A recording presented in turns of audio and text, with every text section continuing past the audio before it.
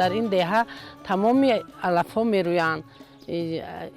از این جمله پودینه، شیبیتک، سیچک، شلخه، با کتکوتی، جمیلک، بسیار علف‌هایی که در طبیعت ما هستند. این همه داروگی هست. در دهه ما اینها بهت بسیارند.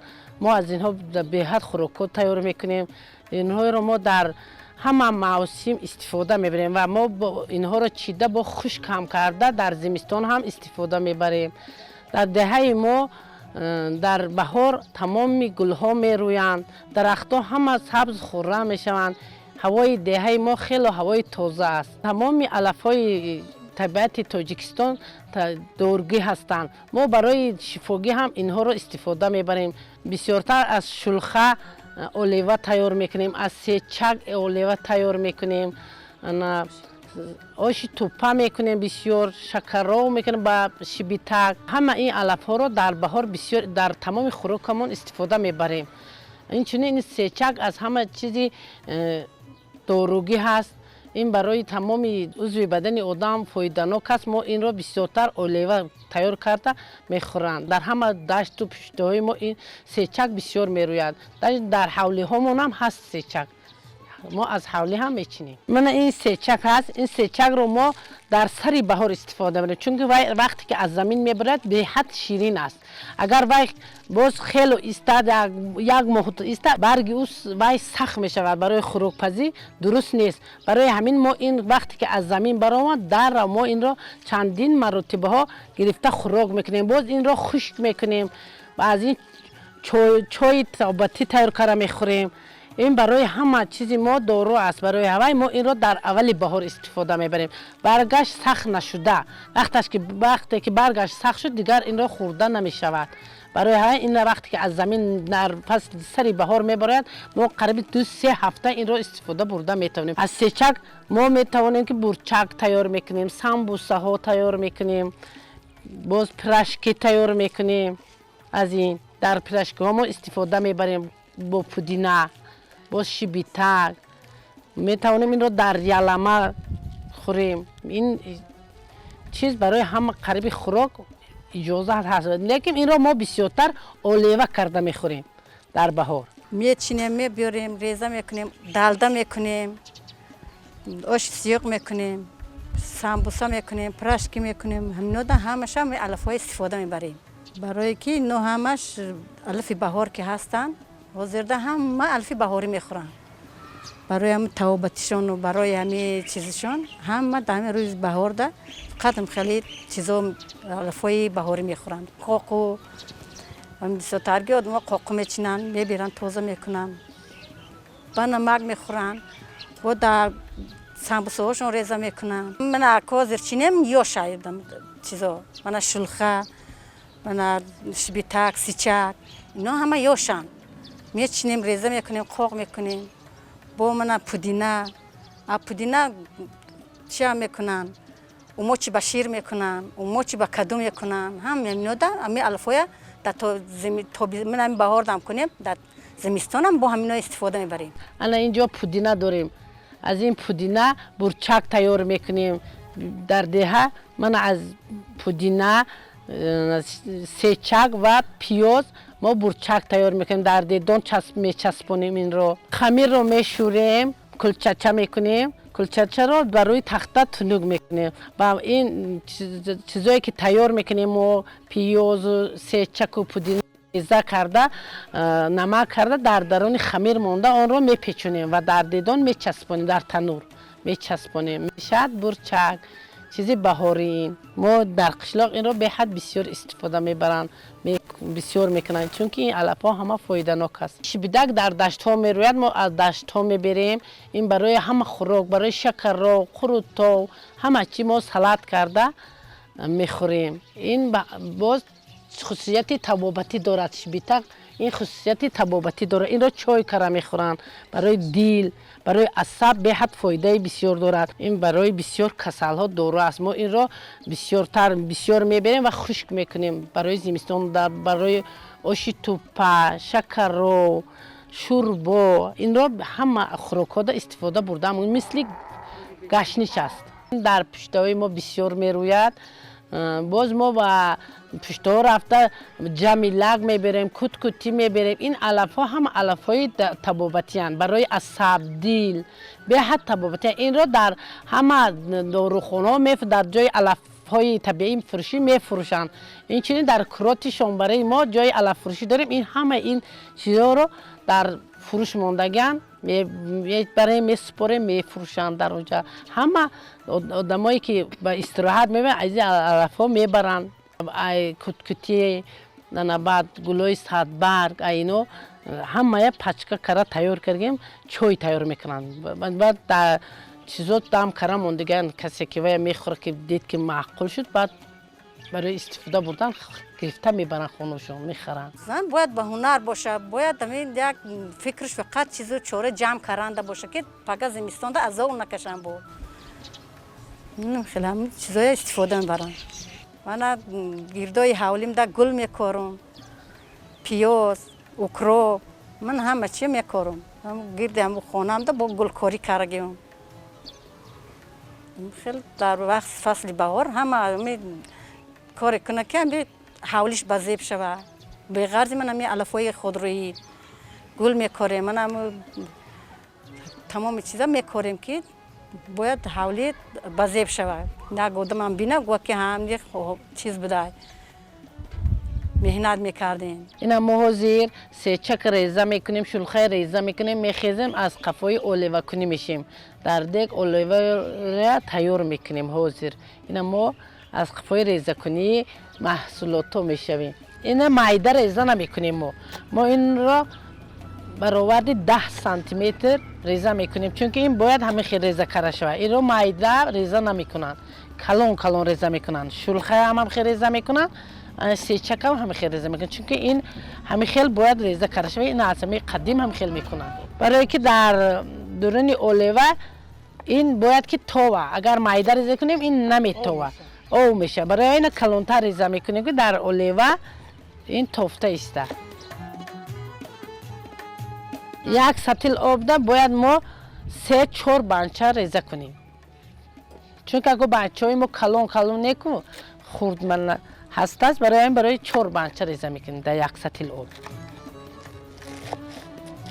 اینجا حاضر ما 4 بانچه تیار کرده موندگی و این رو ریزه میکنیم. از ماه مارس تا ماه اپریل اینا خوردن ممکنه همشه. لیکن بعد ماه اپریل ما فقط کمی این رو ریزه میکنیم، موندگیش رو نه که سخت می شود. خوراک‌های قدیمه در وقت در فصل بهار به نهایت بسیار است در قشلاق چون که علف‌های همه فایده‌ناک هم میروید. چون که این رو ما با پول نمیخریم، ما از دشت‌ها رفته میبریم این خوراک‌ها رو تیار میکنیم. برای ما وقت بسیار در کار نیست. شلخت همه وقت هست. همین زمستان برف اندک تازه شوه او شوه میبینی که شلخه برومد. من پودینه ریزه میکنیم، شلخه قطعه جایی میکنیم، فطیر میشوریم میپزیم و چی میشه با مزه میشه. و زمستان که قاق کنیم که میکنیم فطیر میکنن با سامبوسه میکنن. اگر خواهن که سامبوسه کنن خواهن پرشکی کنن با در سامبوسه هم میندازیم. خوراکی حاضر ما تیار کرده ایستادیم. نامش اولیوا می باشد. محصولاتش نه اونقدر بسیار است. از علف‌های خودروی است. سیچک دارد درونش، شلخه هست، آرد، نمک، آب. از همین قضیه استفاده میبریم. به نهایت این سیچک همین خوراکی که حاضر ما تیار کرده ایستادیم عمری کم دارد. ما هر چیز زودتر میخوایم که این رو تیز در هر یک خانه استفاده بریم. در یک هفته 2 مرتبه 3 مرتبه استفاده میبریم. بوغم در بسیار استفاده میبرند این سیچک اولیواش. به نهایت خوب است. ما جوانان امین خوراک را میخوایم از مادرها، از خوشتومنها، از بیبی هایمان، از همسایه هایی که تجربه زندگیشون با پیشتر است، از همونها یاد گرفته مثل همین ها میخواهیم که همین خوراک را تیز تیار کنیم. علف هایی که حاضر هست است در دشت و تپه ها ما رفته همونها را جمع کرده چیده آورده خانه ها ده از همین علف ها бисёр хӯришҳо тайёр мекунем. Ба қабили бурчак бисёр хонаҳо ҳамин ҳангоме ки нони гарм дедонда мекунанд, ҳамун вақт бурчак мекунанд, ҳама вақт бурчак мекунанд. Мо шулхаро реза кардем. Аллакай ин тайёр шуд барои хӯроки ҳозир мо тайёр мекардаги барои ҳамин олева. Аз ҳамин шулха бо як намуди дигараш ҳам ҳаст. Ба забони русӣ вай шавела мегӯянд. Аз вай ҳозира ҷавоно бисёр хӯриш ба истифода мебаранд. Вайам бениҳоят фоидабахш аст барои касалиҳои қанд. мо духтарони поён омадем дар ин деҳоти бениҳоят зебо келин шудем ва аз хуштоманомон мана буридани оши тӯпа, молидани умоч, кардани мана хӯрокҳои миллӣ ва духтани гулдӯзиҳо бисёр чиёро омӯхтем.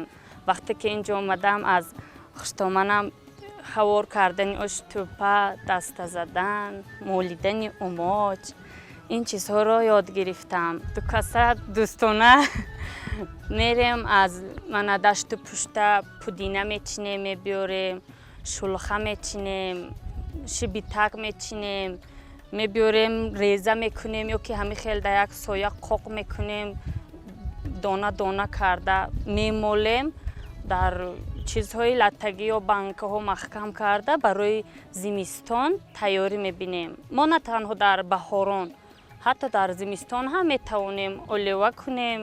Ана бурчакро омӯхтанд, баъди нони гарм дар тафдони ҷӯш бениҳоят бамазза мешудааст. Мана гуфтам биё тӯпа мекунем, тӯпаро омӯхтанд.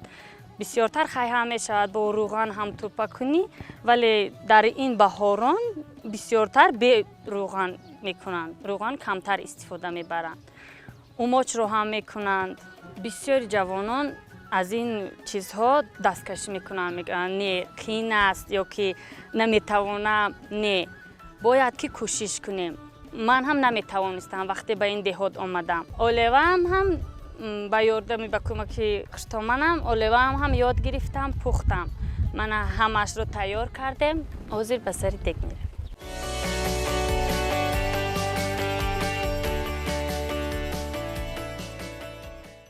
ина мо алова даргирондем, анака ова мендозем, олевая сар мекунем.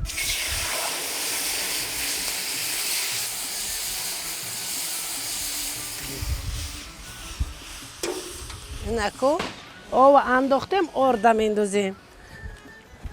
мо орда дар оби хунук мендозем ки агар об ҷӯш шава орд кулула мезанад. орд задан мегирем ва кофтан мегирем ки орди мо кулула назана. агар об ҷӯш боша орди мо кулула меша, хӯроки соз намеша. барои ва мо оби хунук да мезанем ки орд об шава, кулула кулула нашава дури хӯрок. дар як сатил об мо метавонем ки 2 пиёла орд ҷоӣ кунем. агар об камтар боша бо мо орда камтар мендозем. бисёри баъд орд андохтан хуб камтар орд мендозем ки ғавси бад хӯрок нашава. ҳамин дар рав тайёр меша, дар ним соат тапа тайёр меша. ин маҳтале ки дег ҷӯй шид, алафша мендози, хӯрока мекашӣ. ин бояд ки қатиқ карда бахӯри чака об карда андохта ба мехӯри хӯрок кашида.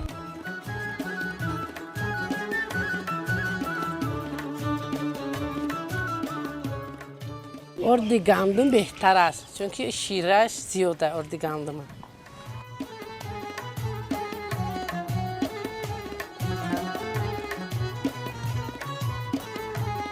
3-4 линча гандум мекунем. вақте дарав шуд вая дарав мекунем, бо вая мекувем. вақте ки дар қупчаҳо бор кардем, бо мебирем мешӯем, афто мекунем, қоқ мекунем, баъд бурда осиёваи санги, осиёваи светида орд кар. агар орди сафед фора, осиёви светида мекунем. агар орди сиёҳ хоҳем, осиёви овӣ мебарем, санги.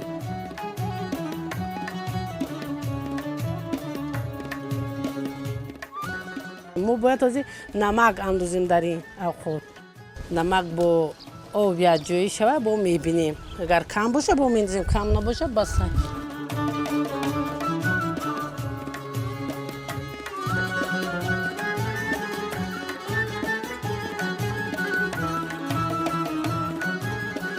اولیوه با ما فقط به همین خیلی کاولیزو میکنیم اینا کاولیز چوبی میگن ما با کاولیزای چوبی اولیوه میکنیم این در و گرد ارده تنوگ میکنه برای ما بسیارتر کاولیزای چوبی در اولیوه استفاده میبریم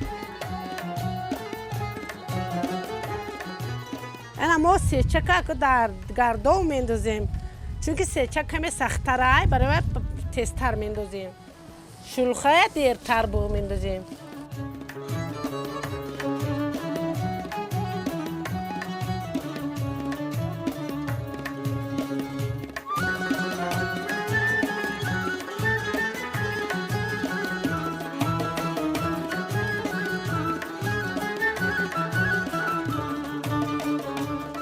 گردوی ما سفیده وقتی که سیچک انداختیم زرد میشه وقتی که ما شلخه انداختیم با رنگ سبز میگیره در یک دم 3 نمور رنگ میگیره این خروب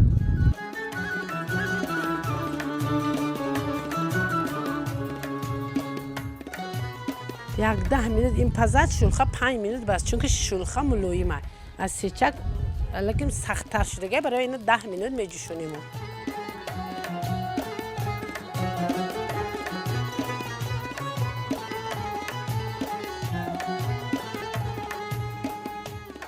این درختای سبزی که میبینه اینا همه میوه دهنده زردآلو، گلوس، بادام، چهارمغز، سیب، خرما، نوک، انار در این دهه همه درختان میرویند و ما از این درختها بسیار چیزا تیار میکنیم مربا، کمپوت، چهارمغزها رو چیده بازار برده میفروشیم زیادیشه زنهای خونشین با پمیدور، بادرینگ، بلگر همه چی رو میکنن در حال بسیار اینها از بازار استفاده نمیبرن پولیزهای خودشون این چیزها رو استفاده میبرن در خونهشون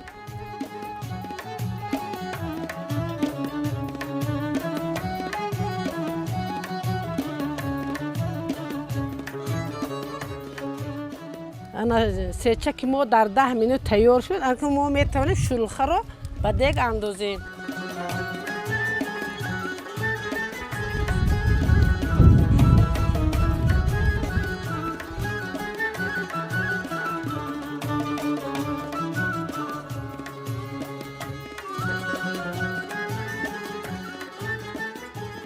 این خوراک ما تیار شد که ما باید که خوراک در کاسه ها کشیده فقط وقتی خوردنشمون تمام این خوراک تپ تیار که ما در کاسه ها کشیده انا که مزهش رو میفهمیم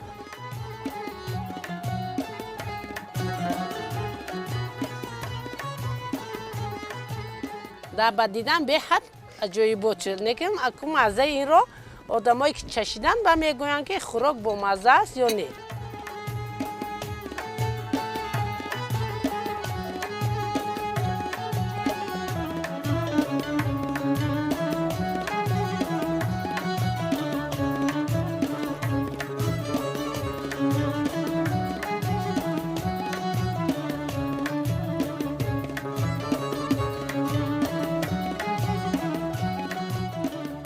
اکنون ما به خوراک ها چکه میدیم کلین کاسه چکه را بیار